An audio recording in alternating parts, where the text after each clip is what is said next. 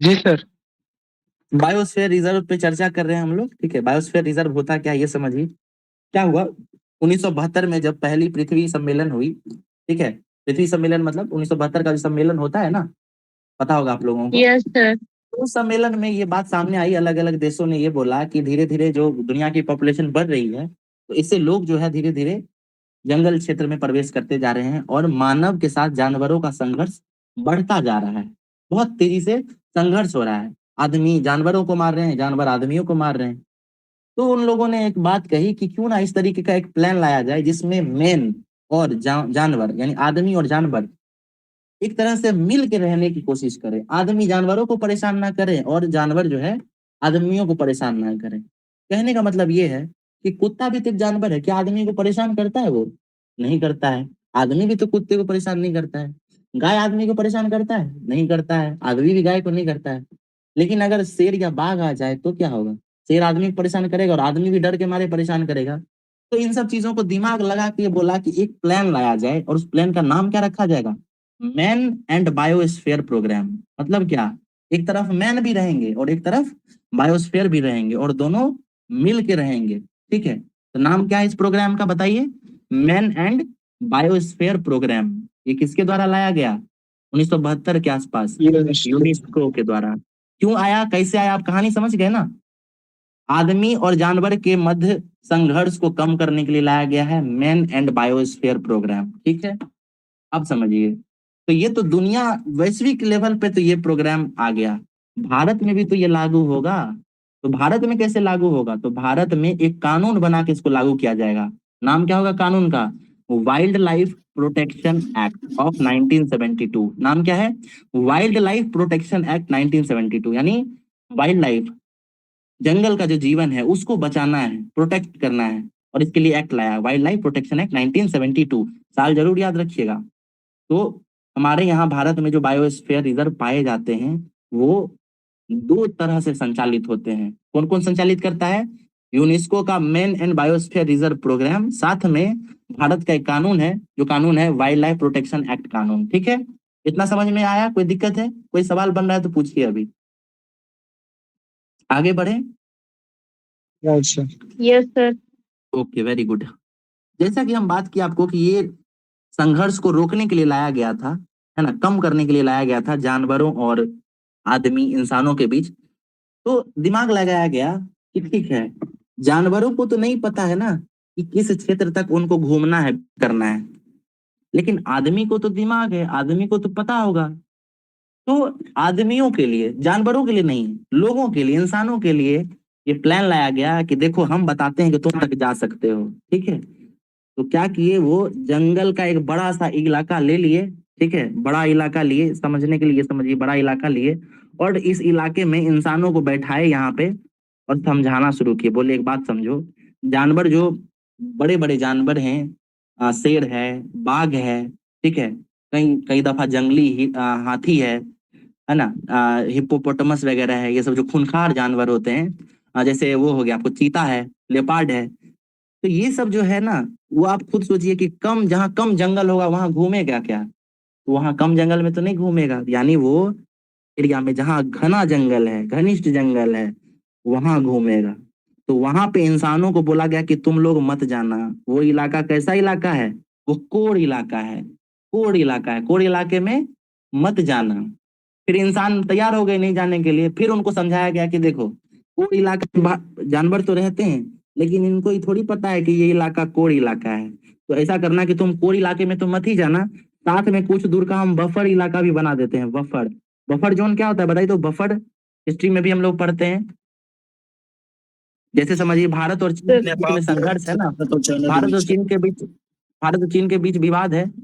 ठीक है, लेकिन समझिए कि जहां पे नेपाल है, क्या नेपाल के बीच में भारत और चीन का विवाद हो सकता है क्या?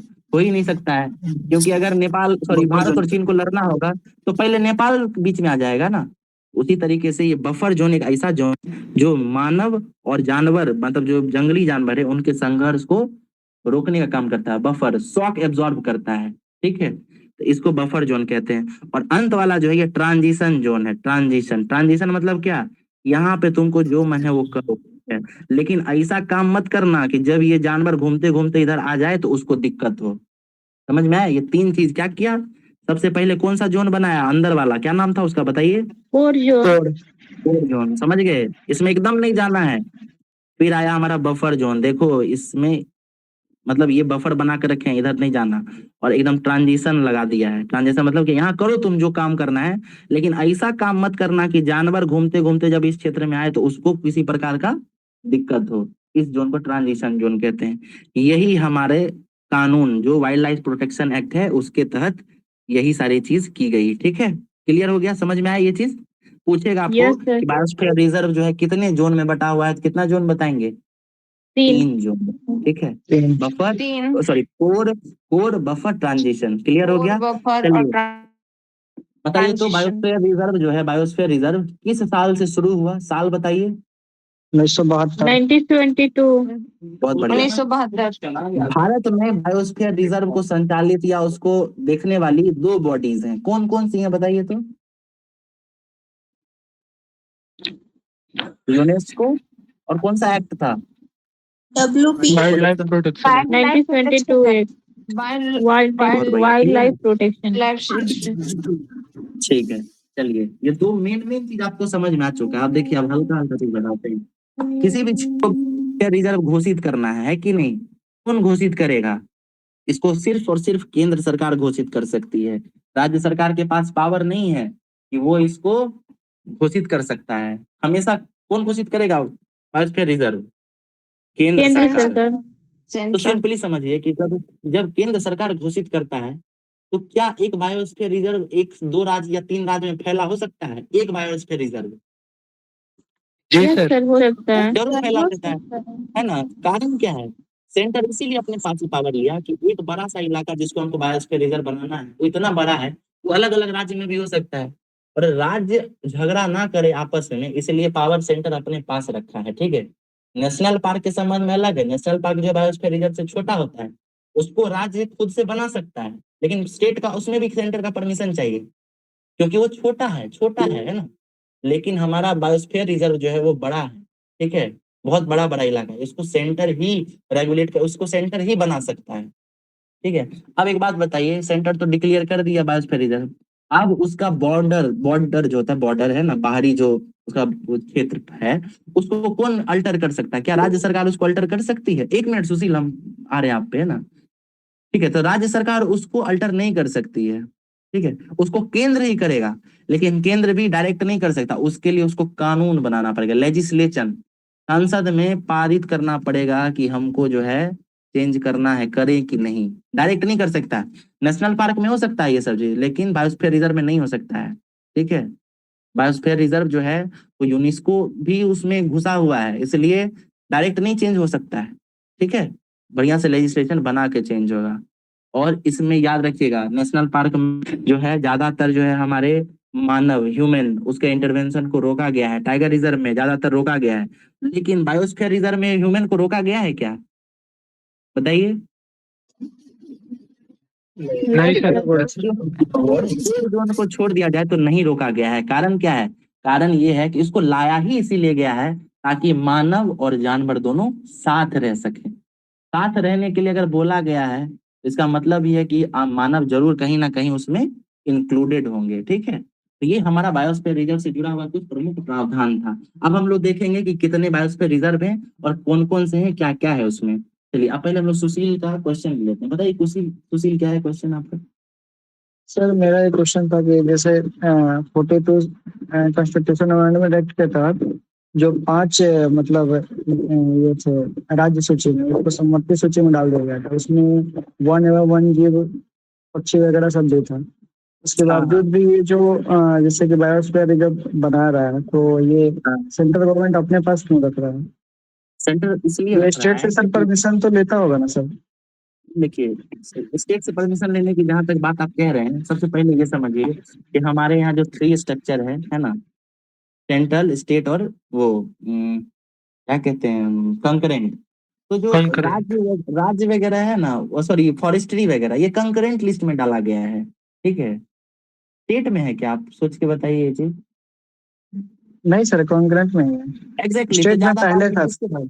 हाँ, तो ज्यादा पावर किसके पास होगा लॉ बनाने का? सेंटर के पास होगा। सेंटर के सेंटर पास। के एग्जैक्टली, तो ये तो सिंपल है, इसमें क्या बोलना है। और जैसे ही सेंटर के पास पावर है तो सेंटर मन करेगा तो पूछेगा, नहीं मन करेगा नहीं पूछेगा। ठीक है, ये तो लॉजिक लगाने वाली बात है कि नहीं?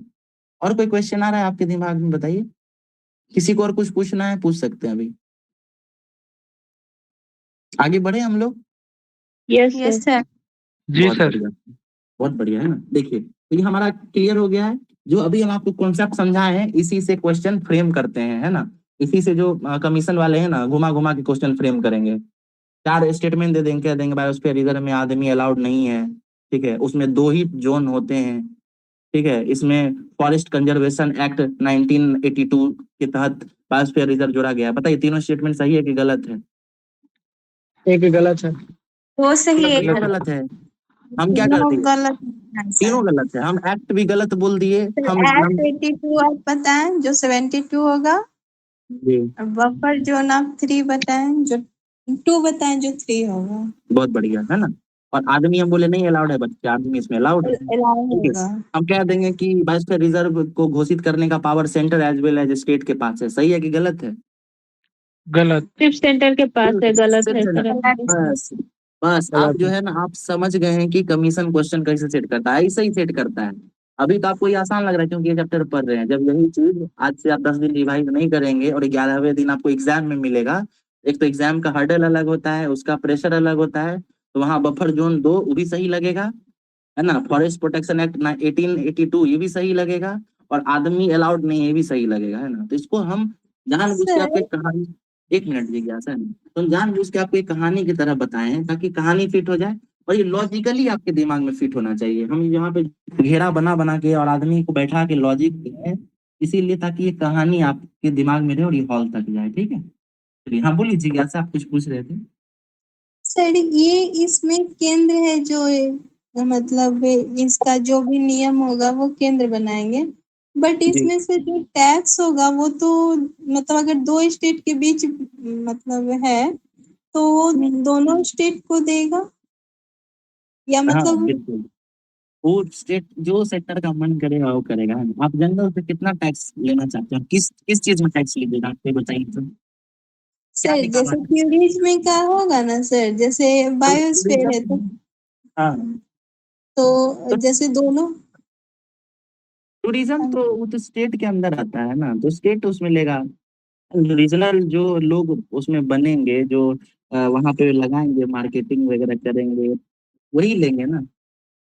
बिहार में वाल्मीकि नगर जो नेशनल पार्क, उसमें जो टूरिज्म होता है, तो सेंटर आएगा क्या वहां का पैसा लेना? आप खुद सोचिए, बताइए तो। नहीं नहीं, सेंट्रल जैसे किसी अगर ये 2 स्टेट के बीच में बना हुआ है बायोस्फीयर तो इसका हाँ, जो भी मतलब इनकम होगा वो केंद्र के पास जाएगा या सेंटर में भी डिवाइड होगा। वो लोग आपस में बांट लेते हैं, मतलब इसका एग्जैक्ट हमको पता भी नहीं है। और इस तरीके का क्वेश्चन कहीं बना भी नहीं है। हम अभी तक जो बुक पढ़े हैं इसमें था भी नहीं ऐसा कोई कॉन्सेप्ट। ठीक है, तो आप ऐसा क्वेश्चन अराइज किए हैं तो हम कोशिश करेंगे कहीं ढूंढने का।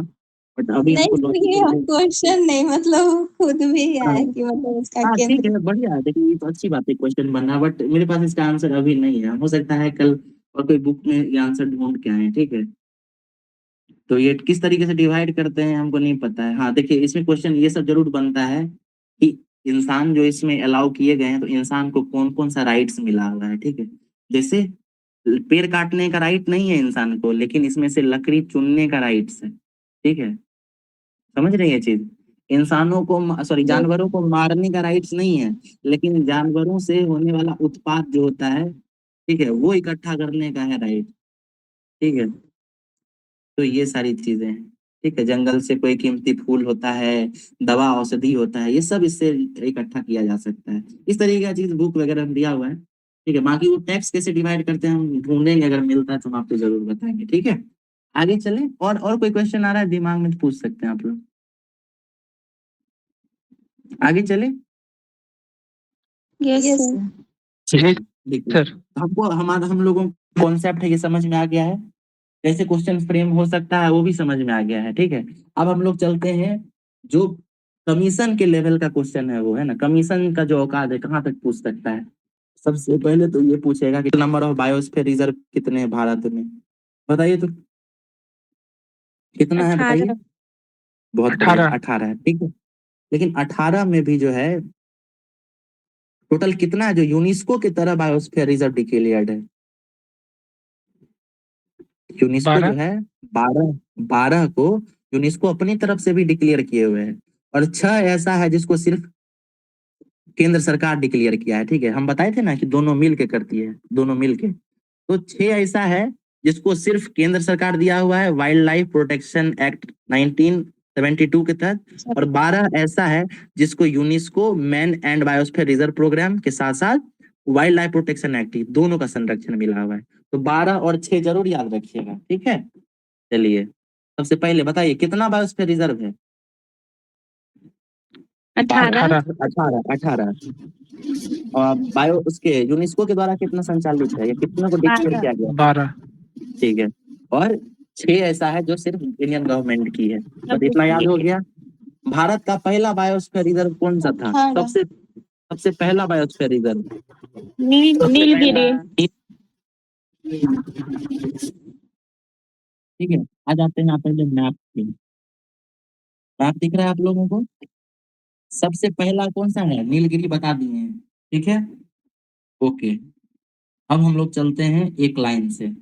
आपसे पूछेगा भारत का सबसे नॉर्दर्न, सबसे उत्तर में कौन सा है, क्या बताइएगा? Cold desert. Cold desert. Simple है। ठंडा का क्षेत्र कहाँ है? जम्मू कश्मीर हिमाचल के आसपास। डेजर्ट मतलब क्या? ऐसा इलाका जहाँ पे बारिश नहीं होता हो। तो लद्दाख जो है एक ऐसा इलाका है जहाँ पे बारिश बहुत कम होती है, ना के बराबर होती है, और ठंडा है। यानी वो इलाका कैसा होगा? Cold desert. तो कोल्ड डेजर्ट यहीं पे है। और अगर कोल्ड डेजर्ट है यहाँ बर्फ, तो बर्फ पे स्नो लेपर्ड पाए जाएंगे। पहले सिर्फ नाम याद कीजिए, कोल्ड डेजर्ट पहला हो गया ना, कोल्ड डेजर्ट, ठीक है। अच्छा, हमको बताइए तो कोल्ड डेजर्ट जो है वो यूनेस्को के तहत बायोस्फीयर रिजर्व है कि सिर्फ भारत सरकार के द्वारा इसको बनाया गया है? सिर्फ भारत सरकार के द्वारा। बिल्कुल। तो याद रखिएगा, जिस जिसमें हम यहाँ पे मार्किंग किए हैं और जिसमें ग्रीन कलर का मार्कर लगा हुआ है ना, वो सब यूनेस्को के द्वारा किया गया है और इंडियन गवर्नमेंट के द्वारा किया गया है, और जिस जिसमें मार्कर नहीं लगाया गया है वो सब सिर्फ भारतीय गवर्नमेंट के द्वारा किया गया है। अब आपको टाइगर रिजर्व, सॉरी, अब आपको नेशनल पार्क वाला नॉलेज इसमें काम आएगा, ठीक है। देखिए, नंदा देवी नेशनल पार्क पढ़े थे हम लोग, यस सर। ठीक है। तो नंदा देवी जो है ये कहाँ है? उत्तराखंड में है, ठीक है। आप लोग ये देखिए, ये डॉट दिख रहा होगा थोड़ा, यहाँ दिख रहा है नीचे, उत्तर प्रदेश में घुस गया है ना, ठीक है। Yes sir. असल में हुआ क्या है ना कि ये जो मैप है ना ये घूमता फिरता रहता है, ठीक है। देखिए, नंदा देवी ऊपर चला गया ना, तो ये थोड़ा मोड़ा ना ऊपर नीचे होता है, बस आप आइडिया लगा लीजिएगा कि नंदा देवी कहाँ होगा। तो उत्तराखंड में होगा, ठीक है। कंचनजंगा बताइए तो कहाँ होगा? अभी देखिए वेस्ट बंगाल में घुसा हुआ है, बिहार में। सिक्किम। ठीक है, हम कोशिश करते हैं इसको थोड़ा ठीक करने का, लेकिन क्या होता है ना कि डिजिटल नोट्स में थोड़ा ये सब समस्या है, बहुत ज्यादा इधर उधर चला जाता, देखिए कहीं और ही भाग गया। कोई नहीं, हम बाद में ठीक करेंगे, अभी बस आप पढ़ लीजिए इतना, ठीक है। कंचनजंगा में कोई दिक्कत नहीं होगा ना? डिब्रू साइखोवा कहाँ होगा बायोस्फीयर रिजर्व, बताइए तो। डिब्रू असम में। असम। नेशनल पार्क वाला काम आ रहा है? Yes sir. Dihang ji Dibang sir. कहाँ होगा? दिहांग दिबांग बताइए तो कहाँ होगा? असम में। असम में। असम। मानस, मानस कहाँ होगा? मानस। असम। असम। नोकरेक कहाँ होगा? नोकरेक। मेघालय। आप लोग को दिक्कत ही नहीं हो रहा है। सुंदरबन कहाँ होगा? पश्चिम बंगाल। वेस्ट बंगाल। सिमलीपाल कहाँ होगा? सिमलीपाल। उड़ीसा। उड़ीसा। ठीक है। पन्ना का होगा? पन्ना। मध्य प्रदेश। एमपी। कच्छ, कच्छ कहाँ होगा? कच्छ। गुजरात। गुजरात। ठीक है। नीलगिरी कहाँ होगा? नीलगिरी। नीलगिरी तमिलनाडु। केरला तमिलनाडु। पहले बताए थे कि बायोस्फीयर रिजर्व सिर्फ एक राज्य में नहीं होता है, यानी पूरे इलाका में होता है। तो जैसे आप ये नोकरेक और ये मानस बता रहे हैं ना, तो असम और ये सब तो बोल रहे हैं, लेकिन जरूरी नहीं कि सिर्फ असम में हो सकता है, उसका क्षेत्र थोड़ा थोड़ा दूर दूसरे राज्य में भी हो। तो बस ये इलाका याद रखिएगा कि किस इलाके में है, वही पर्याप्त हो जाएगा, ठीक है। जैसे नीलगिरी कहाँ है, तो ये आपको तमिलनाडु, कर्नाटक और केरल तीनों के बॉर्डर पे ही है, ठीक है। केरल। Yes sir. नीलगिरी में क्या क्या मिलता है? वेस्टर्न घाट और ईस्टर्न घाट भी मिलता है।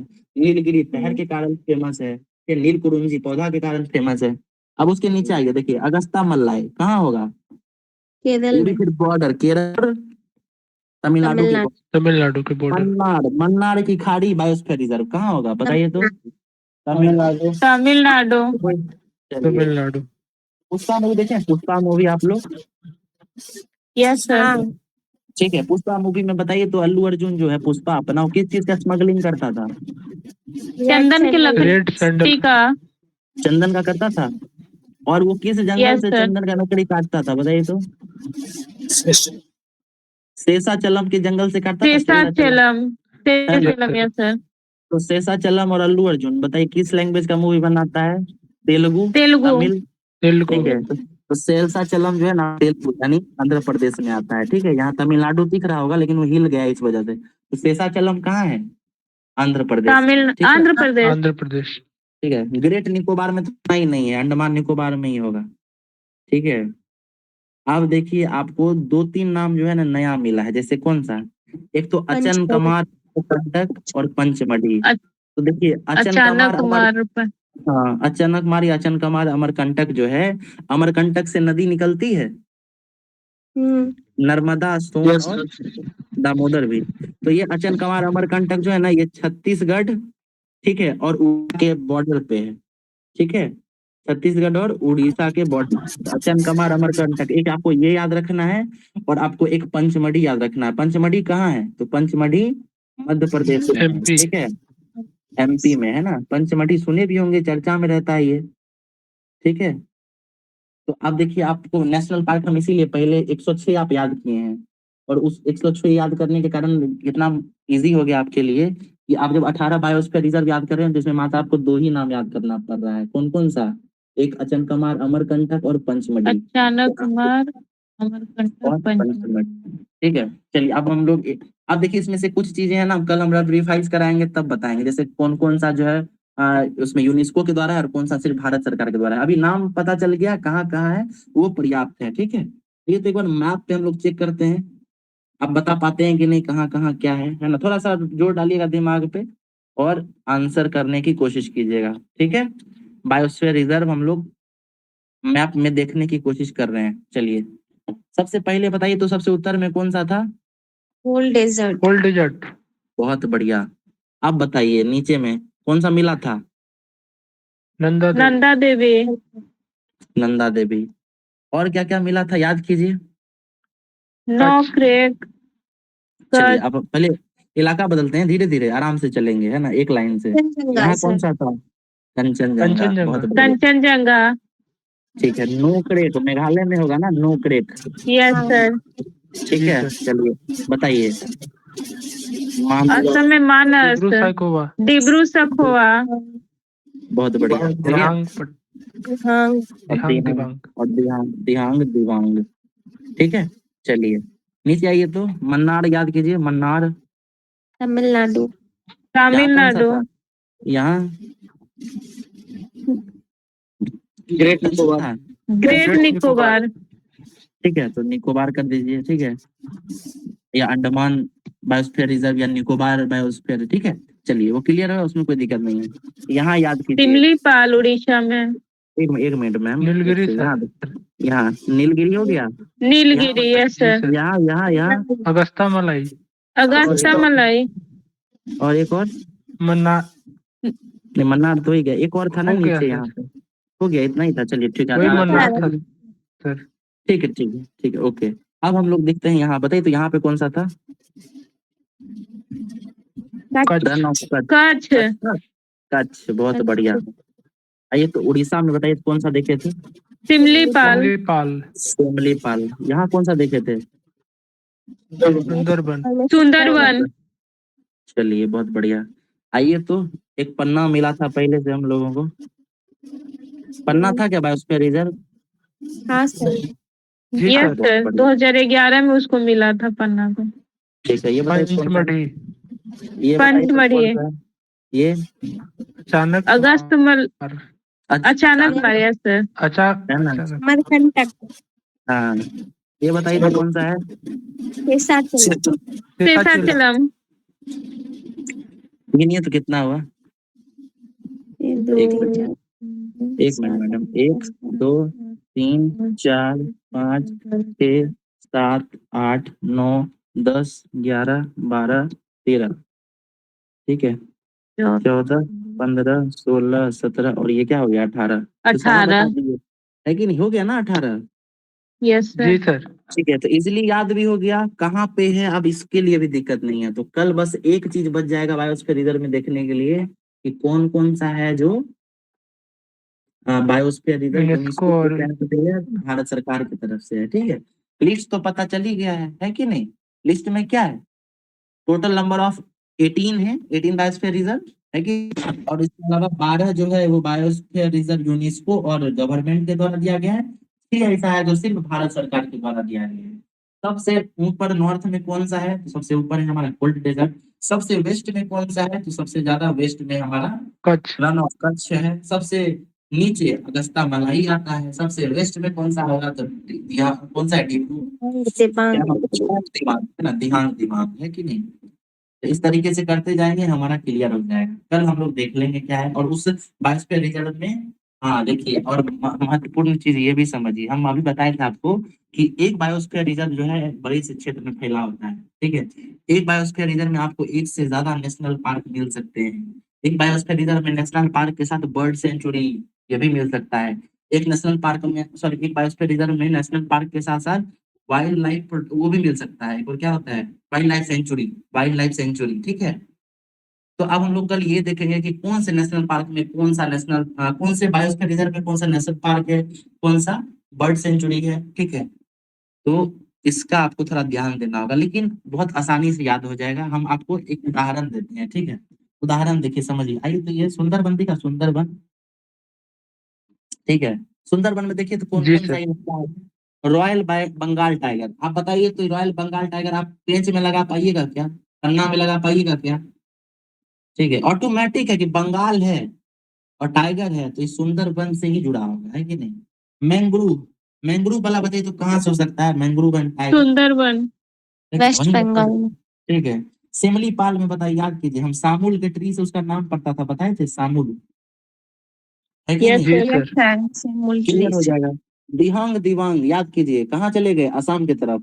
उसमें माउलिंग नेशनल पार्क था, हाँ, यस वहाँ सर। पास में था ना जी माउलिंग, सर। है ना। और वहीं पर दिबांग, अरुणाचल। हाँ, और दिबांग नदी भी बहती थी वहां से, तो दिबांग वाइल्ड लाइफ सेंचुरी में है, दिहांग दिबांग में। कंचनजंगा के साथ देखिए क्या क्या है, लेप्चा ट्राइब मिलता है वहां पे, और जेमू ग्लेशियर वहीं पे। ग्लेशियर बताइए तो आपको नीलगिरी में लगा सकेंगे क्या कभी, है कि नहीं। नो लगा नहीं सर। सर। ग्लेशियर वहां हो ही नहीं सकता है, कंचनजंगा पे ही होगा। बहुत चांस है तो लद्दाख में हो सकता है, लेकिन लद्दाख में तो डेजर्ट है, वहां पानी कहाँ है। तो ग्लेशियर ऑटोमेटिक कहाँ चला जाएगा, कंचनजंगा। शेषाचलम, सिक्किम। लाल चंदन पहले ही पता है आपको। नीलगिरी देखिए तो क्या क्या है, नीलगिरी में 2 चीज पढ़े थे, क्या क्या, नीलगिरी तहत और नीलकिरुंजी पौधा। इसके अलावा देखिए नीलगिरी में 5 नेशनल पार्क पहले से है।